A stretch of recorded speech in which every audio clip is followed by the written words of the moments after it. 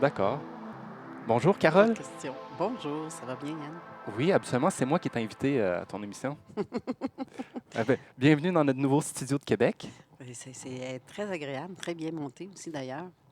Ah, Vraiment, là, félicitations. oui, c'est ça, on verra les autres plans du studio tout à l'heure, mais au moins on peut voir qu'on a décoré pour les circonstances. Mhm. Alors, de quoi vas-tu nous parler aujourd'hui? Ben moi, j'ai une question avant. Vas-y donc. Comment s'est déroulé votre congrès hier en partie, justement, à l'UQAM, à part ça, les commentaires?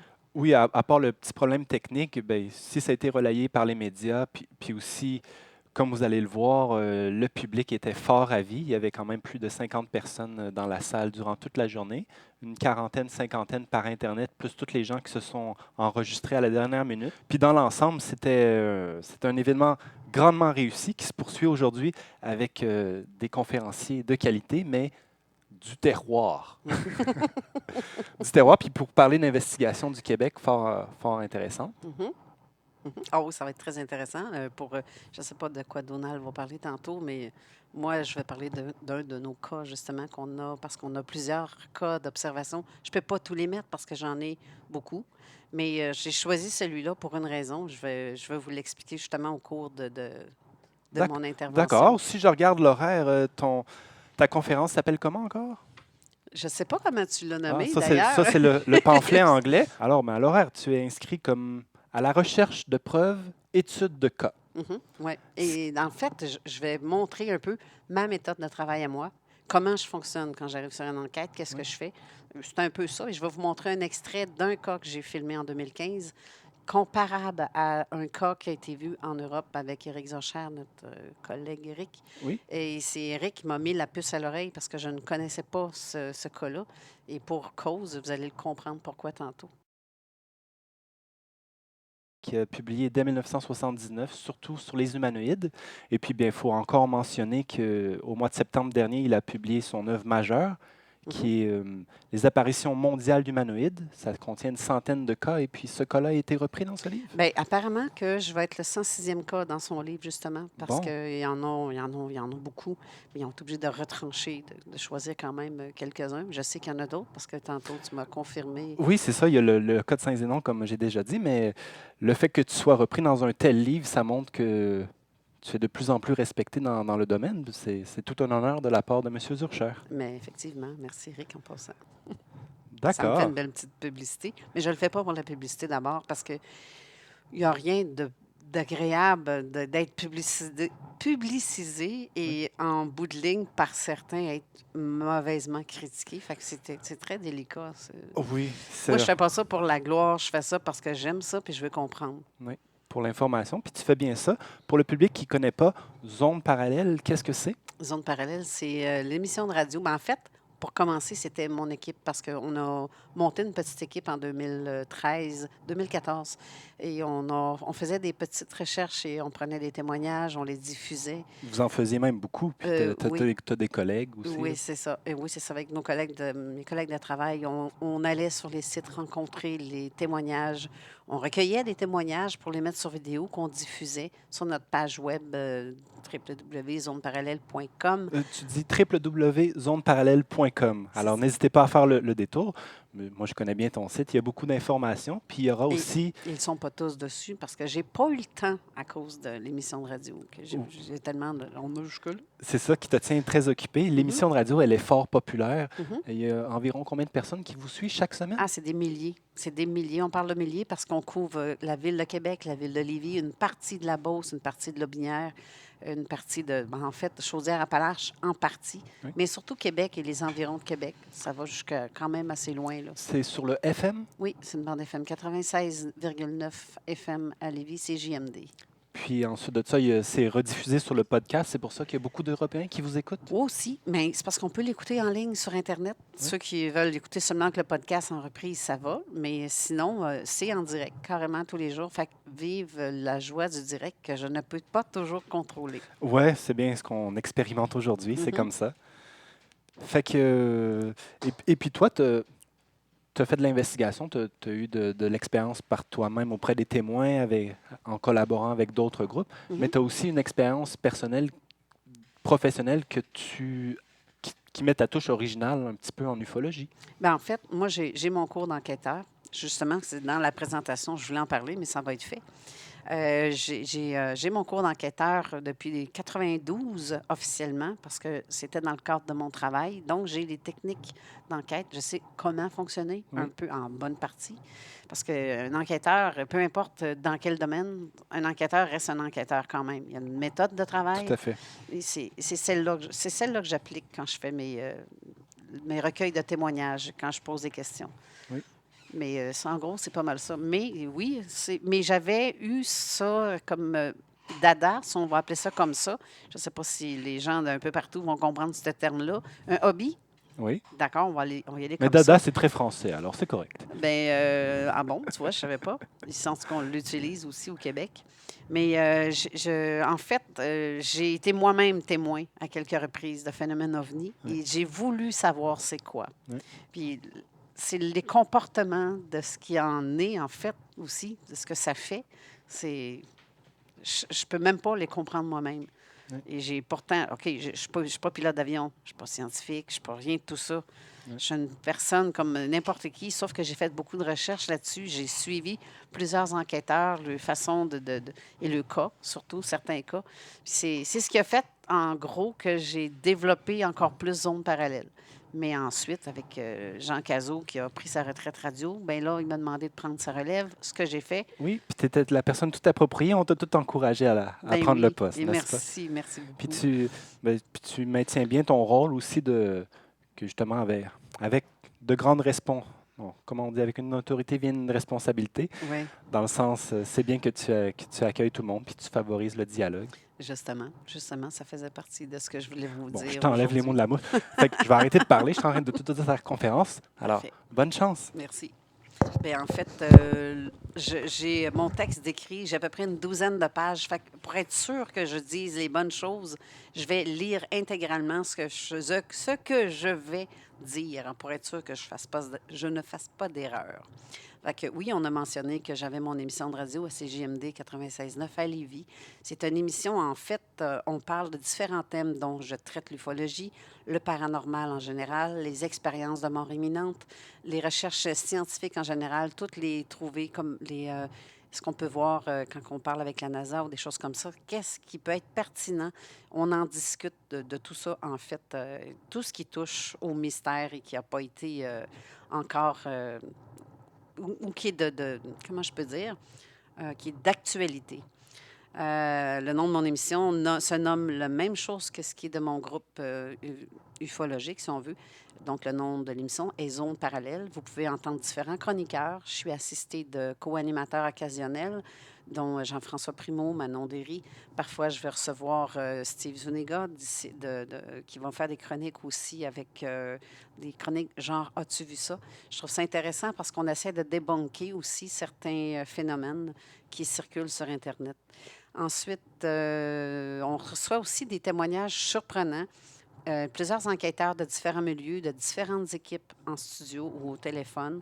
Il est assez rare de voir justement que les médias nous permettent ce genre d'émission-là. Puis ça, je suis très contente de ça. Je m'attendais juste pas un jour à animer ma propre émission de radio. Mais en tout cas, le destin a fait en sorte que c'est... je crois que je suis quand même assez bénie. Je suis aussi chercheur dans le domaine de l'ufologie, comme j'ai dit tantôt avec Yann. Et en deuxième partie de mon exposé, je vais vous parler aussi d'un cas extraordinaire qui a été observé dans mon secteur sur lequel j'ai enquêté. Mais avant tout, j'aimerais aborder un sujet auquel nous sommes confrontés trop souvent. Et là, je vais peser mes mots. Je vais faire attention de la façon dont je vais le dire. Parce que bref, il m'a été amené de constater que plusieurs soi-disant investigateurs sont malheureusement peu crédibles. Je trouve ça juste dommage. En fait, je ne veux pas, surtout pas froisser personne avec mes propos, mais le domaine est déjà assez critiqué à cause du manque de connaissances et d'expertise de certains, ce qui nuit aux investigateurs un peu plus sérieux. J'entends par là, et ce à titre d'exemple, plusieurs amateurs ne connaissent pas les méthodes d'enquête, ne fonctionnent pas de façon rigoureuse, ne suivent aucun protocole, n'utilisent pas les outils adéquats ni les bons logiciels et les entrevues avec certains témoins laissent souvent à désirer. C'est pour moi, un véritable enquêteur en ufologie se déplace sur le terrain avec une bonne connaissance de l'environnement spatial. La compréhension va permettre de différencier aisément le comportement normal et de ceux qui paraissent justement inhabituels. Personnellement, j'admets que je ne suis pas une scientifique diplômée. Ce qui m'aide, c'est d'avoir, comme j'ai dit tantôt, d'avoir une formation officielle et reconnue d'enquêteur, mais il faut savoir aussi comment travailler avec logique, avec les bons outils et savoir user de diplomatie avec les témoins. La façon qu'on a de poser les questions à un témoin n'a surtout pas lui donner la réponse parce que il faut faire parler le témoin et non de lui suggérer des, des réponses. Le travail en équipe est aussi très primordial pour moi puisque c'est la façon la plus efficace pour avancer dans nos recherches et souhaiter y trouver des réponses. Le domaine de l'insolite trouve parfois son explication quand on est bien outillé. OK. Je vais prendre pour le travail de différentes équipes, mais la raison est fort simple. C'est que chacun répertorie ses cas. Nous pouvons donc comparer avec d'autres cas similaires que nous pouvons recevoir nous-mêmes et tout ça ne devrait pas être gardé sous le silence. Le partage des informations est primordial afin de mieux comprendre ce à quoi nous avons affaire. Et n'oublions pas non plus que ce sont des phénomènes planétaires. Déjà que les autorités ne dévoilent pas tout sur ces sujets, ce qui est loin de nous aider en bout de ligne. Tout n'est que théorie depuis le début. Le monde de l'ufologie et du paranormal est difficilement prouvable scientifiquement, malheureusement. Il en est encore plus difficile d'apporter des preuves lorsqu'il s'agit d'un témoignage qu'on reçoit. Et les réseaux sociaux sont remplis de faussetés, que ce soit par vidéo ou photo. Il existe maintenant plusieurs logiciels qui servent à trafiquer le matériel visuel. Les différentes applications que les gens peuvent télécharger sur leur cellulaire et en faire des montages aux apparences tellement réalistes qu'ils sont parfois très difficiles à démystifier. Le monde du cinéma et tous les effets spéciaux n'aident certainement pas à la cause. Je pense à monsieur et madame tout le monde qui s'interrogent sur le sujet. Vers qui ils vont se retourner pour obtenir des réponses? Sur Internet? Avec tout ce qu'il y a là-dessus qui est assez désastreux par moment. Ceux qui créent des pages Facebook sur les thèmes de l'ufologie ou sur le paranormal n'ont pas généralement tous les connaissances requises pour orienter adéquatement les gens en quête de réponses. Il y a aussi les sceptiques qui demandent des preuves officielles pour croire aux témoignages. C'est facile de monter une page Facebook ou un site Internet et se dire enquêteur, mais si vous n'avez pas les connaissances requises pour le faire, bien, il y a des gens qui vont se fier souvent sur des sites dans ce sens-là, mais ce n'est pas nécessairement ce qu'il y a de mieux à faire. Ça, là, je pense pour monsieur et madame tout le monde quand je dis ça. Bref, c'est un domaine qui est assez difficile à exploiter.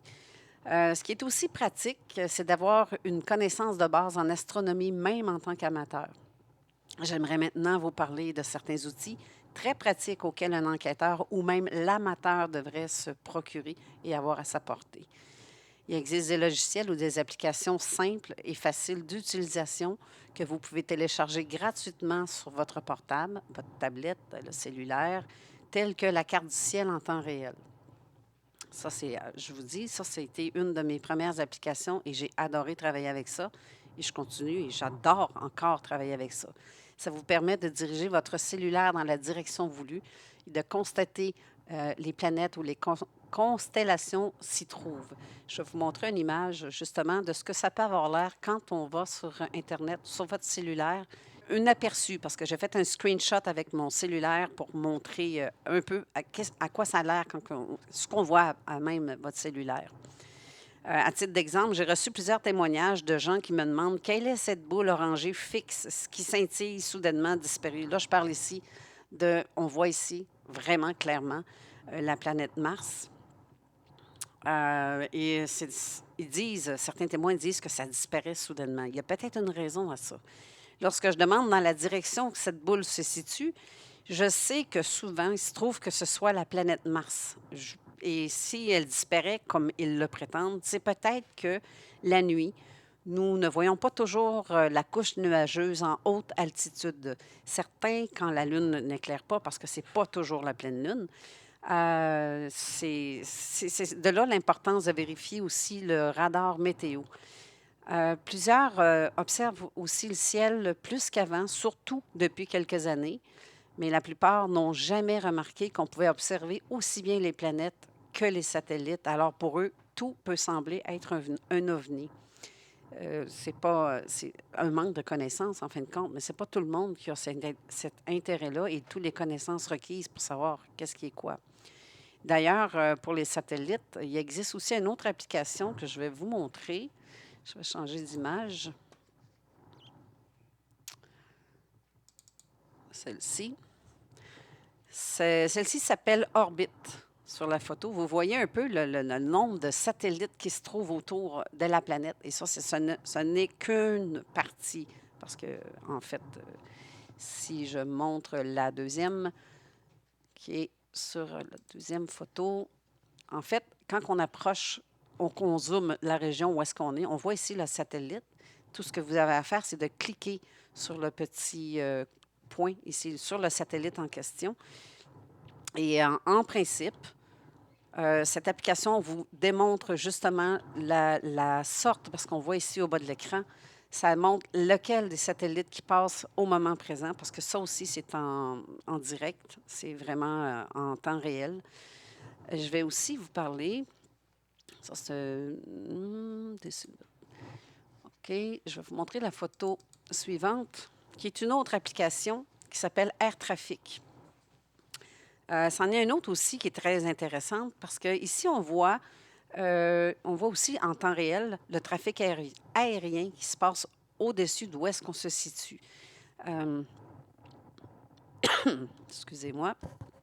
Elle indique la compagnie aérienne, la provenance, la destination et l'altitude. Alors, si je me fie à la photo suivante, si je cliquais sur une des avions en question pour savoir qu'est-ce que c'était, comme là ici, sur le screenshot que j'ai fait, j'ai appuyé sur l'image de cet avion-là et ça nous donne ici quelle compagnie aérienne que c'est, à quel endroit elle est, à quelle altitude elle est, sa vitesse et son cap et en quel endroit cet avion-là s'en va.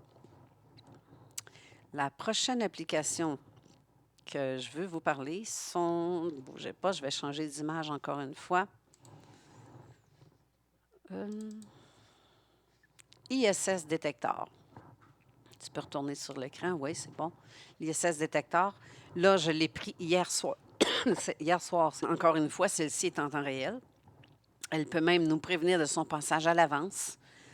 Si on demande d'avoir l'application, je vais vous montrer un peu. Là, ça me dit que la grandeur de l'œil qu'on voit ici, ça montre à quelle aussi distance et dans quelle périphérie on doit regarder, en quel endroit, quelle latitude. Mais on voit ici, comme dans celui-là, l'œil est beaucoup plus gros. Si je regarde à l'autre à côté en dessous, est beaucoup plus petit. C'est qu'elle se situe un petit peu plus loin, mais on peut le voir quand même à portée. Et ça, là, quand l'œil est gros comme ça, c'est signe qu'il est probablement au-dessus de votre tête. Et si je me fie aussi en ouvrant le site, là, comme ce soir d'ailleurs, elle devrait passer ce soir, je ne sais pas trop quelle heure, parce que 6 minutes, et la durée aussi de l'observation. Bref, je vais vous montrer l'autre photo. Ça, c'est une des images. Donc, on peut ici utiliser le radar pour savoir à quel endroit elle va passer et dans quelle direction et à quel degré je dois mettre. Ici, on a aussi le détail qui va être l'image suivante. Quand on applique sur celle-ci, on voit aussi le temps, la durée de l'observation, jusqu'à quelle heure ça commence, à quelle heure ça finit. Ensuite, on voit aussi la latitude, la longitude, la hauteur, où est-ce qu'il se situe. Donc, l'application nous indique sa vitesse est en moyenne de 7,67 km/s. C'est très rapide, ou 25 575 km/h. Et la distance en altitude est d'environ 400 à 420 km au-dessus de notre tête. Sur le radar, il indique à quel endroit il faut regarder ou à quel degré, selon le point GPS, comme je vous expliquais, en indiquant combien de temps l'observation. Mais bref, personnellement, lors de nos soirées d'observation, j'utilise toutes ces applications au besoin. Et en plus d'une lunette Bushnell Equinox, ça, cette lunette-là, c'est un peu comme les lunettes d'armée. Ça filme en night vision ou en vision de nuit en français. Et ce qui nous permet de voir la carline, c'est ce qu'on ne voit pas nécessairement à l'œil nu. Très pratique aussi quand on va dans le bois ou s'il y a quelque chose au niveau du sol, on peut voir carrément comme si on serait de plein jour. Ça, je trouve ça très pratique. Ensuite, on utilise en plus des appareils photo, des caméras. On utilise aussi des drones domestiques du type Phantom 2 et 3 de DJI parce qu'on a 2 pilotes de drones qui nous aident aussi lors de nos soirées d'enquête ou d'observation, je dirais plus, ou de veillée, comme on dit en Europe. On a aussi un détecteur de radiation, un détecteur de champs électromagnétiques, un pointeur laser qu'on ne doit surtout pas diriger sur les avions parce que ça aveugle carrément, parce que le petit point lumineux qui nous paraît à peu près de quelques millimètres, en fait, rendu en haut, ça peut sortir jusqu'à 2 pieds de largeur. Ça tout dépend de la hauteur que l'avion se situe. Lorsqu'il s'agit d'une rencontre pour recueillir un témoignage, nous nous déplaçons sur les lieux d'observation avec quelques détecteurs, caméras ou l'appareil photo. J'aimerais maintenant vous montrer un cas, un exemple de cas, en fait. C'est l'extrait d'une vidéo. Ensuite, je vous explique mes méthodes de travail. Je vais vous parler de la photo. On était rendu à celle-ci. Non, pas celle-là.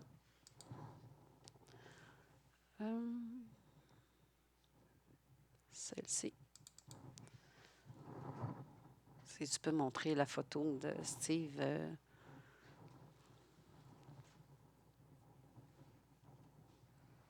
Il s'agit de la fameuse porte dimensionnelle qui a été vue à Sainte-Croix le mardi 3 août 2015. L'observation a duré entre 45 secondes à 1 minute.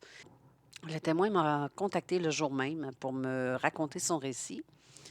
Alors, j'ai alors là, en partant, en main, son premier témoignage et mes questions sont pour la plupart déjà posées.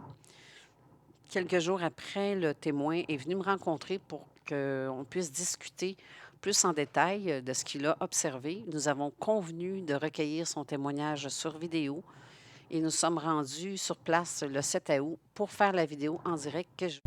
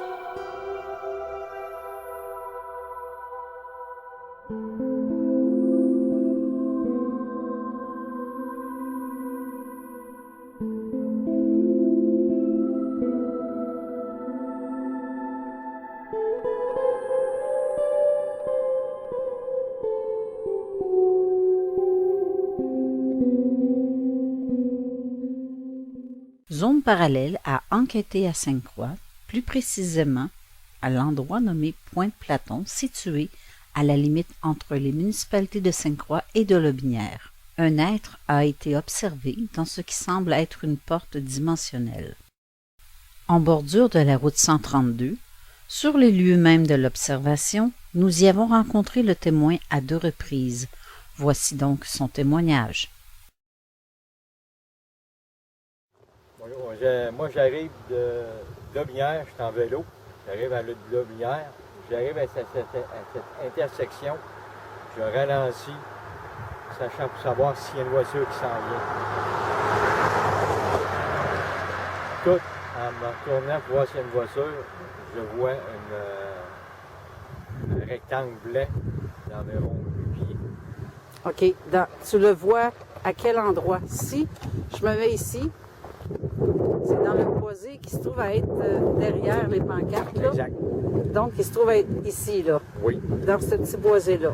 oui. D'accord? Qu'est-ce que tu fais à ce moment-là? À ce moment-là, j'arrête, je m'immobilise à peu près 20 pieds plus loin. C'est-à-dire que tu te tiens ici en bordure de route. En bordure de route. Je m'immobilise ici. OK? Là, je le vois comme il faut. À la droite, je le vois comme il faut. OK. À l'endroit où on voit les arbres qui sont dénudés. OK. Tu t'immobilises ici, tu es toujours en bicyclette. Ici, je suis en vélo, je regarde à la droite, à votre droite, puis je vois qu'il y a un grand rectangle blanc. Puis d'environ environ 8 pieds sur 3 pieds de large, qui était très brillant. Je vois comme un être qui est là assez grand dans les alentours de plus que 7 pieds.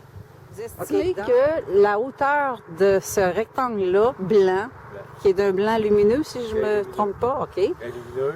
L'intérieur est lumineux. L'intérieur de ce rectangle-là, il est très lumineux. Il y a un être qui est là d'environ 7 pieds.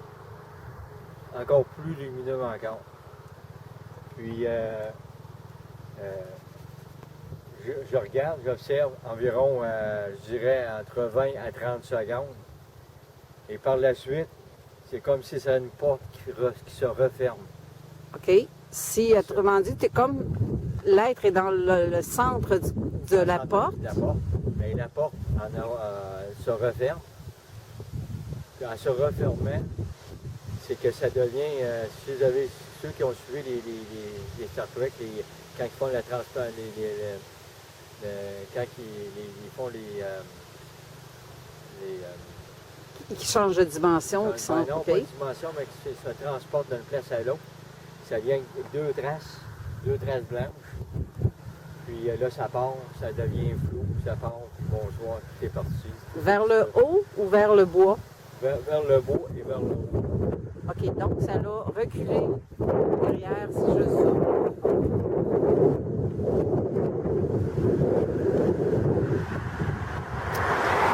Désolée pour le trafic, il y en a beaucoup aujourd'hui.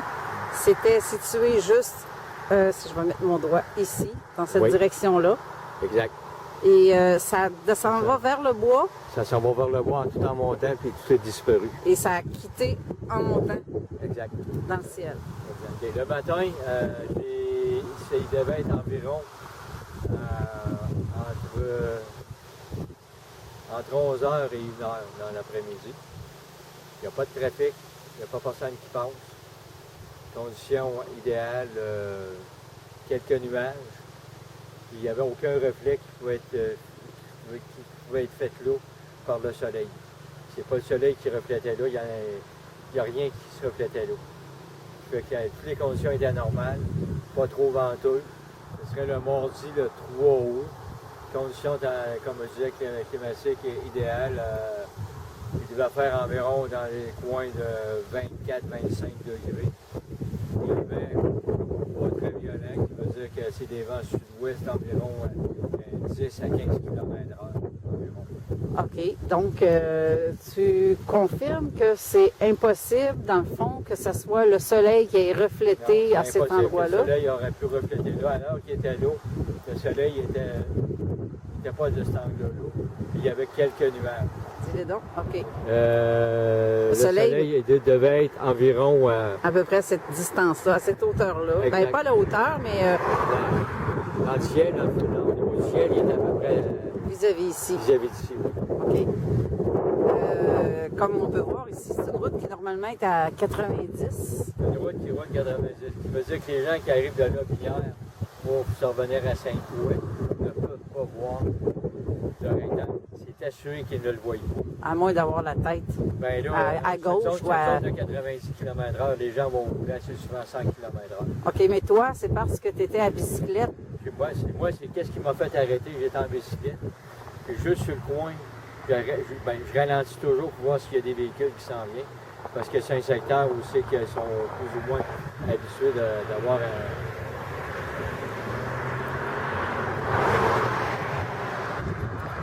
OK, les véhicules roulent quand même passablement vite. Sauf dans ce cas-ci, aujourd'hui, c'est en C'est-à-dire que construction. OK. C'est-à-dire que je ralentis pour voir, le chemin qui est là, s'il y a quelqu'un qui s'en vient. Là, il n'y a personne. C'est de là que j'ai vu la lumière. Puis que là, je suis arrêté. Parce qu'au début, c'était une lumière que je vois. Puis quand je suis arrêté, là, j'ai vu la pleine grandeur du rectangle. Puis ça s'est fait en dedans d'une minute, tout était parti. En dedans d'une minute. Quelle était ta réaction quand tu as constaté? Ben, j'étais surpris, très surpris. Puis je me demandais qu'est-ce que ça pouvait être. Parce que j'ai dit, ça vient pas d'ici, ça vient de quelque part, mais de où, je ne le sais pas, parce que j'ai vu aucun vaisseau qui aurait pu être présent, ou j'ai regardé dans le niveau du ciel, si j'aurais pu voir un appareil quelconque qui n'en avait pas. On est sur la route du Choyer, si je le dis bien comme ça. Oui. Alors ici, on voit derrière la petite touffe d'arbres, on voit le boisé derrière. Donc, c'est ce que tu aurais vu. C'était là, parce que de l'angle, c'est qu'est-ce que je voyais, de quoi de lumineux. Il m'a forcé à arrêter parce que normalement, il n'est pas supposé avoir rien de lumineux là. On est sur le bord d'un boisé. Alors, il n'y a rien de lumineux, il n'y a rien qui peut. Il n'y a pas de construction, il n'y a rien qui fait qu'il peut avoir de la lumière là. OK, on est dans une zone agricole aussi. Zone agricole, mais il n'y a rien, on est sur le bord d'un bois, là. Il n'y a rien qui laisse présager qu'il aurait pu avoir de quoi de lumineux ou qui exigeait d'avoir une lumière quelconque. OK, aucune machinerie non Aucune plus. machinerie OK. non On est rendu sur la route du Chawoyen. On va longer un peu le...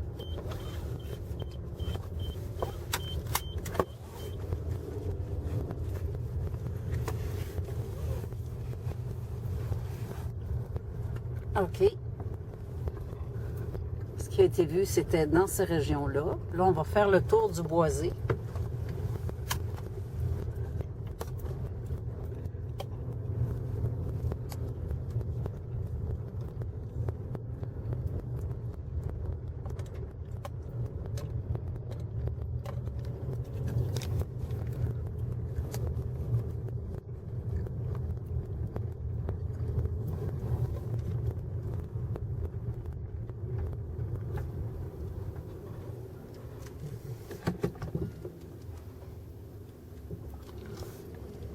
Petite route qui mène par derrière.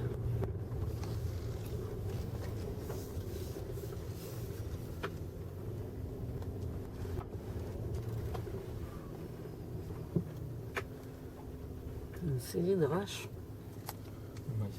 C'est la roche qui m'a On attiré. se trouve derrière le boisé. La direction de où est-ce que tu aurais vu, c'est juste en face où est-ce que je filme présentement. Une route très peu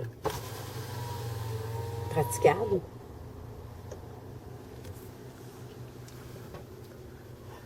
La pierre qui est là. Et le même, la même noire qu'on a vue tout à l'heure. On va aller voir ça. Je présume que c'est de la pierre retrouvée sur les terres agricoles qui ont amassé dans ce secteur-là. Les pierres sont grosses. Oui, elles sont énormes.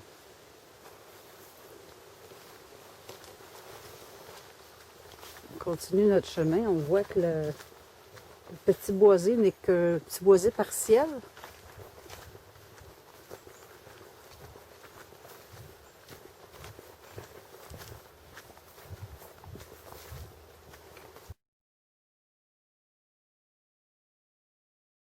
Notre équipe s'est donc rendue sur les lieux le 15 août dernier, donc 12 jours après l'observation, à l'intersection de la route 132 et de la route Choyen.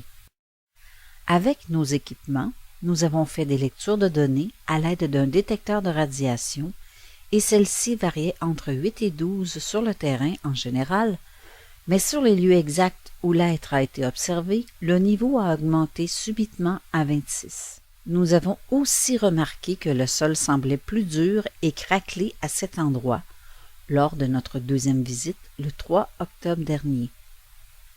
Les plantations à cet endroit semblent aussi affaiblies et une série d'arbres était complètement dénudée de ses feuilles prématurément comparée aux arbres qui se trouvent aux alentours. Voyons maintenant, en conclusion, la dernière partie du récit de notre témoin. L'affaire a remarqué l'individu qui était à l'intérieur, je le voyais avec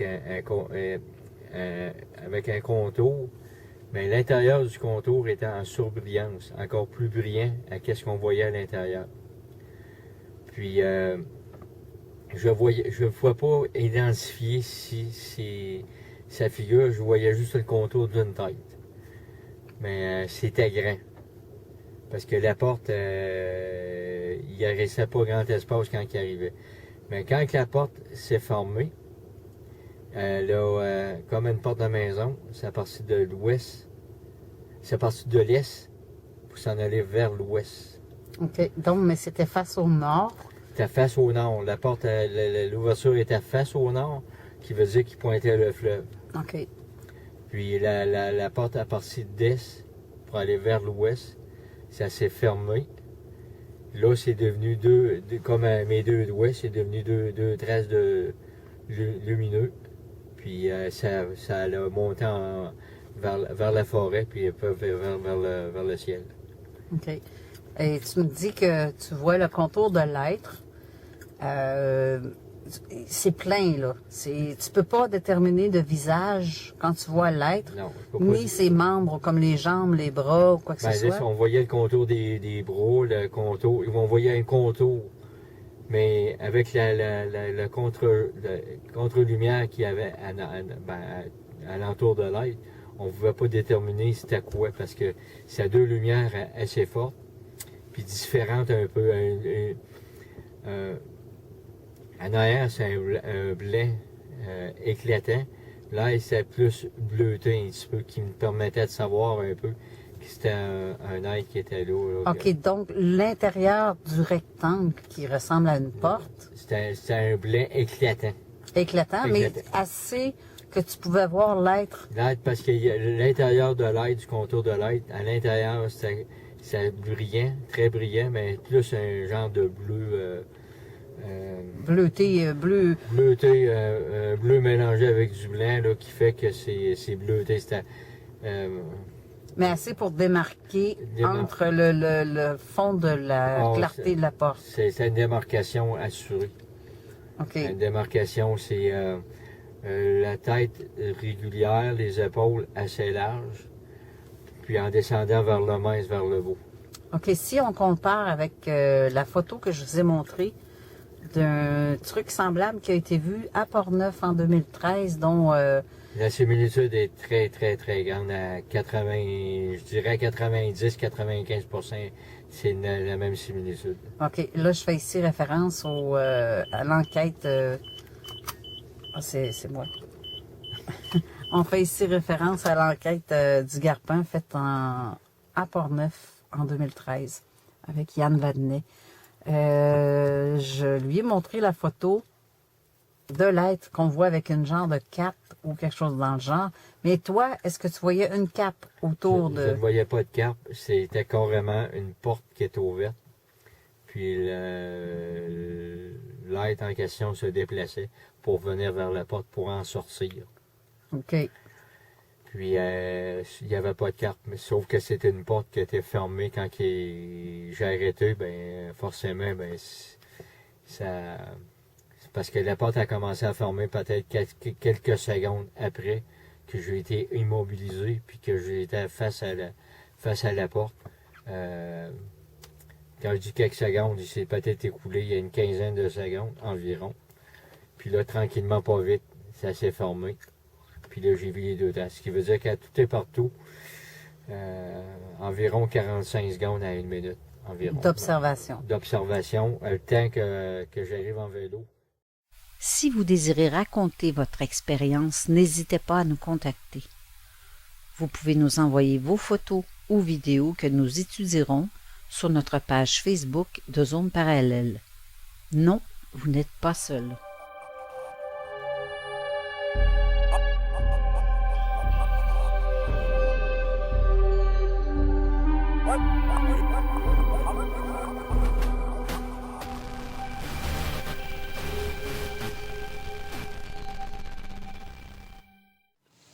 Bref, le 15 novembre, pas le novembre, le 15 août de 2015, nous y sommes retournés, mais cette fois-ci, nous étions accompagnés d'Éric Tessier, aujourd'hui enquêteur de MUFON, et nous avons constaté avec nos détecteurs une hausse de niveau de radiation et à l'endroit exact où la porte a été aperçue.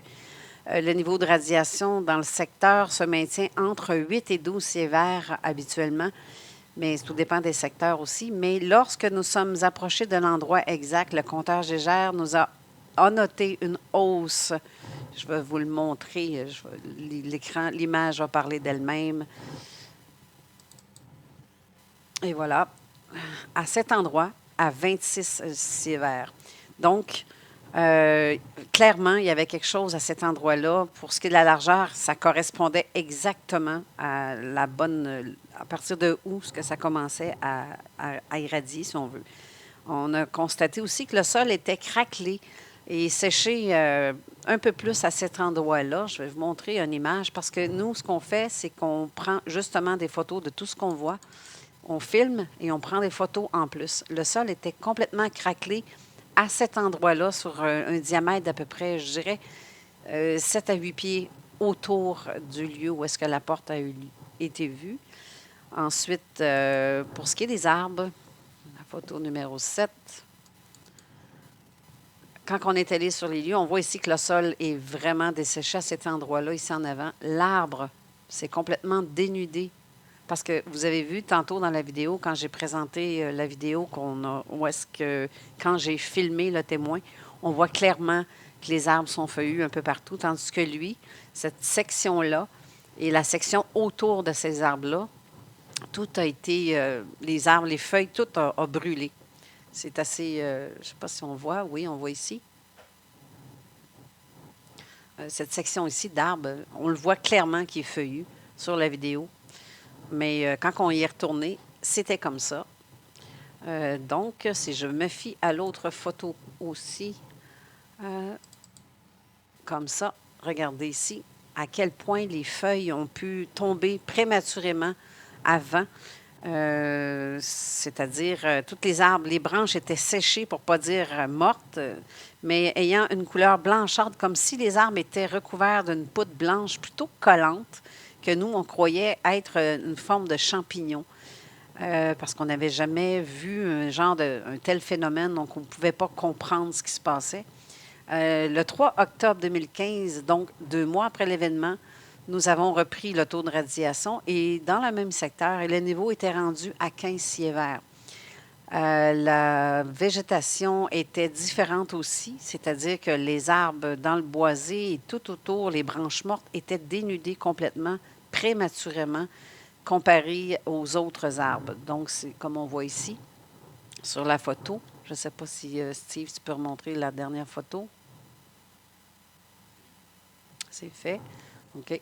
Fait qu'on voit clairement que les autres, ils ont commencé à rougir parce qu'ici, à la période à l'automne, on a les photos, les feuilles qui rougissent, jaunissent, rougissent, puis tombent. Mais là, dans ce cas-ci, il n'y en avait plus aucune sur les branches dans les alentours de ce milieu-là. Maintenant, attendez un instant. OK. On est retourné, comme je vous dis, en 2016, en juillet 2016, on est retourné pour constater que la végétation était rendue comme ça. Le niveau de radiation était revenu à la normale, c'est-à-dire entre 8 et 12 dans les alentours, quand même. Le 7 juillet 2018, donc cet été, Je suis retournée aussi avec l'enquêteur de l'AQU, Jean Morissette, qui venait avec ses détecteurs pour voir s'il n'y avait pas quelque chose de métallique qui aurait pu être dans le secteur. Mais en fait, toutes les branches qu'on voit là, secs comme c'est là, tout était au sol. Donc, pas ramassé non plus par le propriétaire du terrain. Mais les arbres étaient morts au sol et on a retrouvé, je vais vous montrer une autre photo.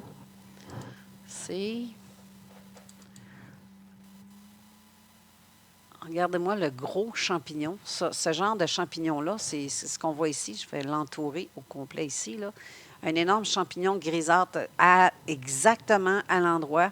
Et on voit aussi que ça, c'est les arbres morts qui sont tombés. Parce que mais sauf que ce qui restait debout, en fait, c'est tout ce qui restait avec cet énorme champignon grisâtre-là. Maintenant, je me dois de vous dire aussi que j'ai consulté un autre ufologue du côté européen. Il s'agit d'Éric Zurcher, qui me confirme avoir reçu un cas semblable dont 6 personnes ont été témoins et d'avoir enquêté sur ce cas-là de la colle sur loup en août 1975. Je vous lis les extraits de son rapport qui commence juste un peu avant. Une des filles du groupe restée sur le parking avait remarqué l'arrivée d'un curieux phénomène, un nuage lenticulaire bizarre presque au-dessus de la clairière, environ 20 mètres au-dessus, sur 5 mètres et de hauteur, de couleur grisâtre, et paraissait très opaque. Plus curieux encore, une sorte de tube ou de trompe était progressivement sortie par l'un des côtés. En descendant vers la clairière, le cigare occultait la lune qui se détachait parfaitement en ombre chinoise. C'était un soir de pleine lune du 21 août. Il y a à une distance de 35 mètres se trouvaient 4 grands rectangles d'un blanc luminescent, mais n'éclairant pas le sol, les deux de 2 mètres de haut et d'1 mètre de large, ce qui qualifia plus tard de porte de frigidaire. C'est comme ça que les témoins ont qualifié, en fait, ce qu'ils voyaient devant eux. Les gendarmes aussi ont été appelés sur les lieux par l'un des témoins et ont confirmé qu'il y a eu un taux de radiation plus élevé sur le compteur Gégère et la cime des arbres était aussi desséchée, avait une couleur blanchâtre semblable à de la chaux sur les branches. Aujourd'hui, ce cas est classé confidentiel, dont personne n'en a l'accès. Et heureusement qu'Éric a quand même gardé son témoignage, mais ça revient à ça, c'est juste qu'on n'a pas les données. Ça serait à peut-être vérifier auprès du GEPAN à ce moment-là. Si je reviens au cas sur lequel j'ai enquêté, la similitude du rectangle est identique quant à la grandeur, la largeur et la façon dont ça s'est produit, qui n'était pas luminescent au sol. C'est exactement la même chose. C'était un blanc qui n'était pas brillant au point d'aveugler la personne. Et les arbres autour, c'est exactement le même résultat aussi. Mais tout d'abord, il est nécessaire pour vous de comprendre les effets de la radioactivité sur les tissus vivants à dose absorbée égale, varie significativement suivant la nature du rayonnement de l'incident. Le sievert est utilisé pour exprimer les effets biologiques des rayonnements ionisants sur la matière vivante. La moyenne normale du sievert se situe entre 2,4 à 4 à certains endroits. Si je compare les États-Unis avec l'Europe, le niveau diffère un peu. En raison des radioactivités naturelles telles que, ça dépend aussi, parce qu'il y en a que le radon et le rayonnement tellurique, le rayonnement cosmique, les expositions médicales, ça peut monter jusqu'à 10. Excusez.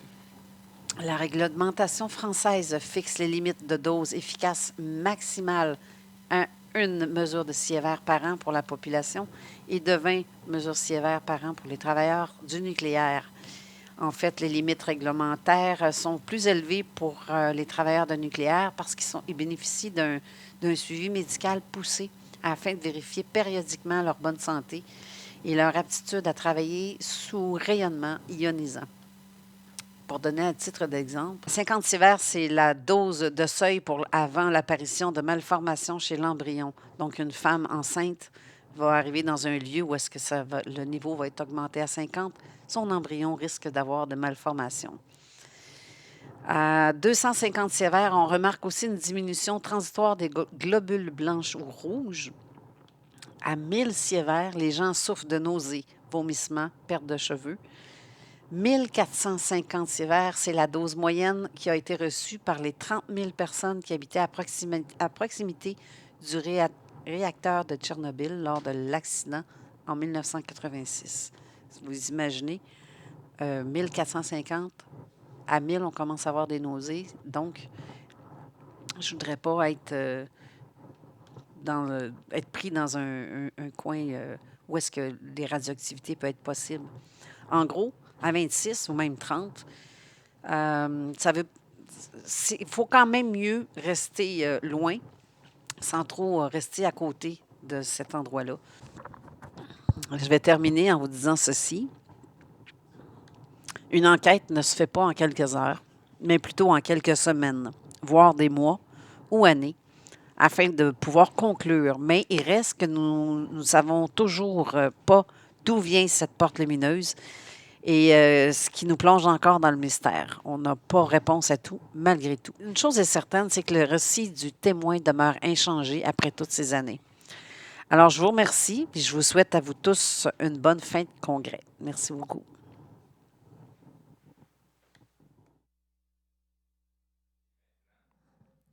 Merci, Carole, pour cette conférence fort enrichissante. J'espère juste que j'ai bien été compris Oui. par mes propos. J'essaye de faire ça le plus simple possible parce que, comme je dis, je ne suis pas une scientifique, mais pas pour Saint-Saëns. Puis j'y vais avec les connaissances que j'ai acquises, les recherches que j'ai faites. J'essaie de trouver justement aux bons endroits, comme les sievert. Moi, je ne connaissais pas ça avant. Oui. Mais pour savoir, avant d'utiliser nos appareils, il a fallu que je fasse des recherches pour savoir, avant, si on arrive sur un lieu, qu'est-ce qui me dit que c'est combien? Et si la dangerosité aussi, je ne connaissais pas ça. Donc, ça m'a permis de faire des recherches pour ça, pour savoir. L'ufologie, c'est un domaine qui nous en apprend chaque jour. Oh que oui. Puis sur des choses très terrestres, là, terre à terre, la façon d'utiliser les discours, les techniques, les instruments. J'ai trouvé ta conférence très méthodique, judicieuse, posée dans tes commentaires aussi. Merci. Et puis, j'en profite pour dire, tu le sais pas, mais on t'a mis live sur Internet accessible à tout le monde. C'est sans doute, on va continuer comme ça aussi avec Donald pour se rattraper auprès du public. Pour l'instant, on va prendre des questions, s'il y en a.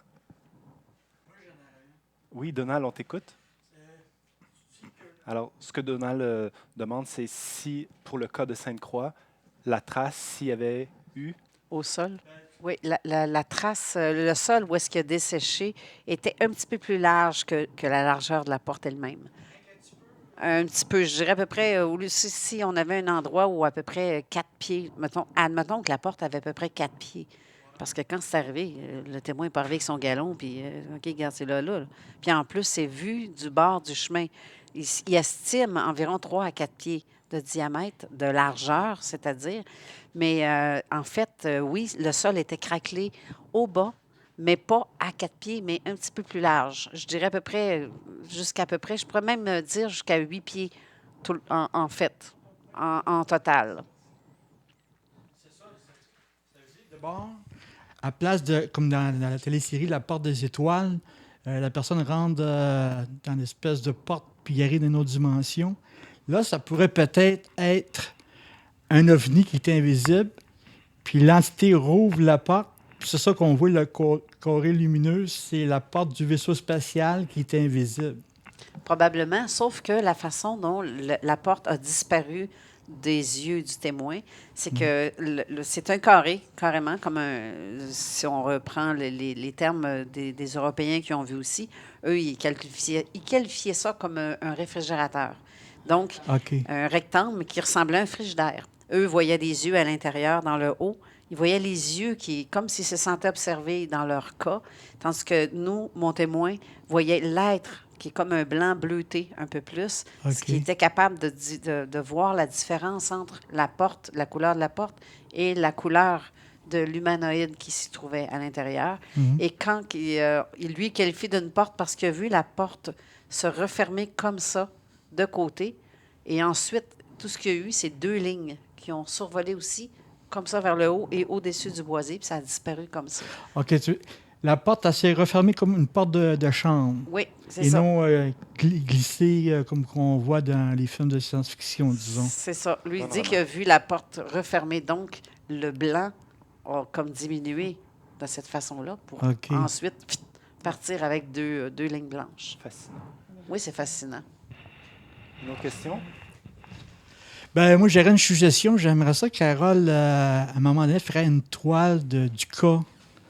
Carole qui est artiste. T'as Oui, peint? parce que moi, on m'a dit que tu étais bonne à faire des toiles. J'aimerais ça que tu ferais... ça serait super pour... Ça aiderait. On dit qu'une image vaut 1000 mots. Ça serait le fun, agréable là, pour tout le monde. C'est pour ça que j'ai demandé, j'ai sur la photo qu'on voyait au début, c'est pour ça que j'ai mis la photo du lieu et on a intégré une image faite par ordinateur. Il n'y a rien de OK. vraiment très... C'est au moins une reconstitution de base. là. Ouais, Mais c'est à partir de là, ça serait bien de faire un dessin approuvé par le témoin aussi. Oui. Il faudrait. Oui, c'est vrai. Peut-être quand j'aurai du temps, parce que là, c'est comme pas... Je me suis pas remis vraiment à la peinture depuis une couple d'années parce que j'en ai jusque-là. Puis aussi, ce que les gens ne savent pas aussi, à quel point une seule investigation peut être exigeant. C'est pas juste d'aller rencontrer le témoin. Après ça, après, tout le travail commence, faire le rapport, les reconstitutions de base, mais ensuite de ça, on veut une belle reconstitution avec tous les détails, reconfirmer que le témoin, ça finit plus. Non, ça finit plus. Puis c'est vrai que ça finit plus. Fait que je suis aussi bien d'aller vivre chez le témoin pendant une couple de jours, puis même encore. C'est parce qu'on a continuellement des questions à lui poser pour être sûr. Et en même temps, on s'assure que le témoin dit toujours la même chose. Oui. Mais là, dans ce cas-ci, ça a toujours été ça, même depuis 2015. Oui. On en reparle aujourd'hui. C'est pas parce qu'il a appris la vidéo par cœur de ce qu'il a dit. Non. C'est qu'il va en reparler. Je suis désolée, j'ai accroché le micro. C'est pas parce qu'il n'apprend pas par cœur son texte, mais on le voit aussi dans le comportement de quelqu'un, si la personne ment ou si la personne peut-être exagère dans son observation ou dans ses dires. C'est ce qu'on appelle suivre le témoin sur le moyen et le long terme. Puis des fois, le témoignage peut changer avec les années, mais ce qui est fascinant, c'est quand c'est tellement pareil, là, sans que ce soit les mêmes mots, mais on voit bien qu'il parle d'après ses souvenirs. Et c'est pour ça que je dis qu'une enquête ne se fait pas en quelques jours. Oui. Il y a beaucoup d'études, de marches à suivre. Et c'est long, c'est vraiment long. Ça peut prendre des années, puis T'es même pas encore. payé en plus. Non, je ne suis pas payée en plus. On fait ça bénévolement comme des beaux... c'est ça. Non, comme des ouvriers qui se sacrifient pour la science. Exactement. Puis en plus, malgré tout ça, on est ridiculisé ou on est critiqué. C'est mieux que rien faire, il me semble. Hein? Oui, non, c'est ça. Mais j'avoue que celui qui donne du temps bénévole, si tu es capable de critiquer un bénévole, tu devrais être capable de prendre sa place. Oui. C'est ce que je me dis. Tu as un autre commentaire, Donald? N'hésite pas. Non, je suis d'accord avec ce que Carole disait. C'est vrai que quand on fait une enquête, moi, c'est le même procédé, sur le sens que je vais voir le témoin, je le laisse aller lui-même. Quelques semaines plus tard, je reviens, parce que là, il peut te ramener des souvenirs, il peut te revenir à un moment donné. Puis là, tu apprends d'autres détails, mais il ne faut jamais pousser, il faut laisser les choses qui viennent par elles-mêmes. Oui. Puis c'est ça peut prendre des semaines, des mois, même des années. Comme M. Lévesque, ça m'a pris 3 ans là, avant qu'il se dévoile tranquillement, puis qu'il me raconte toute son histoire en Abitibi. Là. Il avait été témoin à la fin des années 50, il avait vu des entités. Puis, en tout cas, c'est pas pour dire, je suis d'accord avec toi à 100 là. Parce que les autres témoins, si on regarde, je ne sais pas de quelle façon eux ont vu le truc repartir, mais il y avait un engin qui accompagnait ça. Tandis que moi, mon témoin, il n'y avait pas l'engin. Peut-être parce qu'il disait qu'il y avait, oui, des passages nuageux. Est-ce que c'était à travers ça pour faire un cas semblable? Possible. Il n'a jamais remarqué, mais tout ce qu'il a vu, c'est qu'il ne voyait pas d'OVNI. Mais dans le temps, on sait qu'aujourd'hui, plusieurs vont dire que ça se cache derrière les nuages. Oui, c'est une théorie, c'est intéressante, mais encore là, tu sais, quand tu ne le vois pas de tes yeux, mais que tu penses voir seulement que des nuages, mais tu ne sais pas si tu es peut-être en arrière de ça. C'est encore là. Ceux qui ont écouté hier soir la conférence excellente de Éric Zurcher, c'est une idée qui présentait parfois l'OVNI, on dirait, qui se place spécifiquement pour être vu par le témoin. Fait que s'il se place pour être vu, il peut certainement faire la manœuvre inverse, qui est de se cacher de certains autres. Oui, c'est vrai. Bon point. Une autre question? Oui, Carole, la fameuse porte dimensionnelle. Pourquoi tu as pu accéder? Pourquoi c'est confidentiel? Qui a mis la main là-dessus? C'est le Code de l'Europe, pas le mien. Le Code de l'Europe d'Éric Zurcher, lui, a fait l'enquête. Ça fait quand même depuis 1975. Le cas est arrivé à ce moment-là. Mais les gendarmes ont été appelés pour venir sur les lieux, en fait.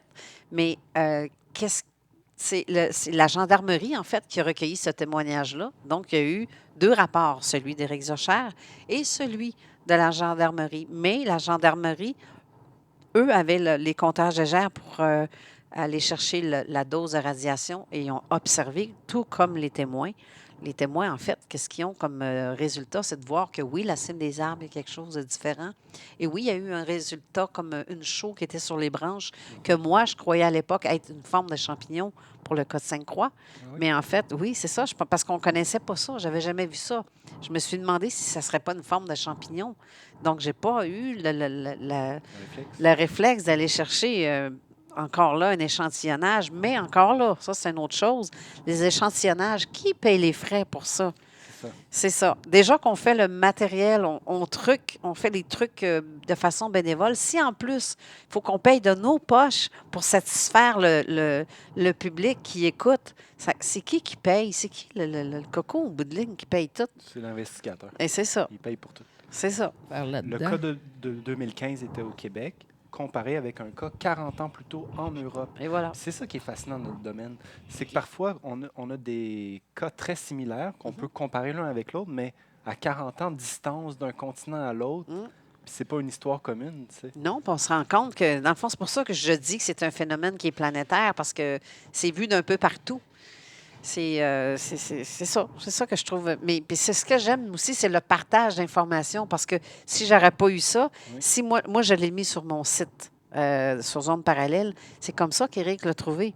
Mais si Éric ne m'aurait pas contacté pour me dire ton cas, il est extraordinaire, parce qu'il ressemble à un de mes cas 40 ans plus tôt, c'est ça qui m'a mis la puce à l'oreille, puis j'ai fait, ben voyons. Et là, Éric, on a communiqué ensemble à quelques reprises, justement, et il m'a envoyé son rapport à lui. Et il ne peut pas avoir le rapport de la gendarmerie parce que ça, c'est le GEPAN aussi. La gendarmerie va envoyer les rapports au GEPAN. Qui a ce rapport-là là-bas? Est-ce que c'est le GEPAN ou la gendarmerie? Je ne le sais pas. Mais ça demeure, oui, ça sera vérifié et ça demeure confidentiel. Donc, on n'a pas accès. On n'aura jamais accès à... C'est-tu parce qu'ils ont trouvé quelque chose de trop gros ou est-ce que c'est ça la raison? On ne le sait pas. Mais moi, ça ne me dérangerait même pas. Moi, je le fais parce que je ne suis pas de la gendarmerie. Je ne suis donc pas quelqu'un qui va... Je suis une monsieur, madame, tout le monde, en fait.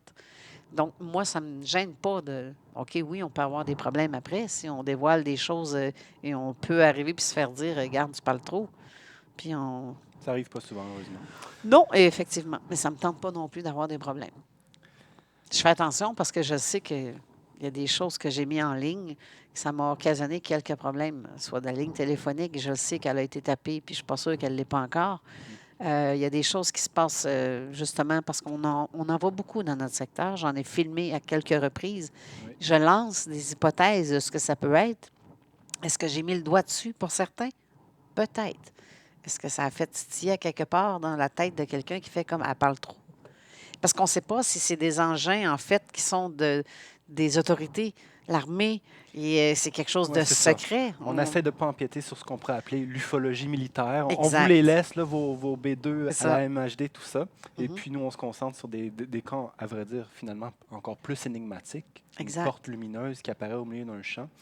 Bien, c'est ça. Mais c'est comme je regarde le phénomène de la boule. C'est pas quelque chose de... Je sais que elle est là, elle est réelle. C'est pas une image qu'on vient de mettre. Mais c'est pas une machine, tu sais. Non, puis en plus, c'est aucun son. Puis tu vois le comportement qu'elle peut avoir. Et ça ressemble étrangement, quand tu la regardes, un petit peu différente pour ce qui est de la grosseur, parce que ça dépend de la hauteur où elle se situe. Mais tu le vois clairement que ça ressemble beaucoup au passage à la station spatiale, quand la station est vraiment au-dessus de chez vous. Mais le comportement de cette boule-là est différent. Mais ça appartient à qui? On ne sait pas.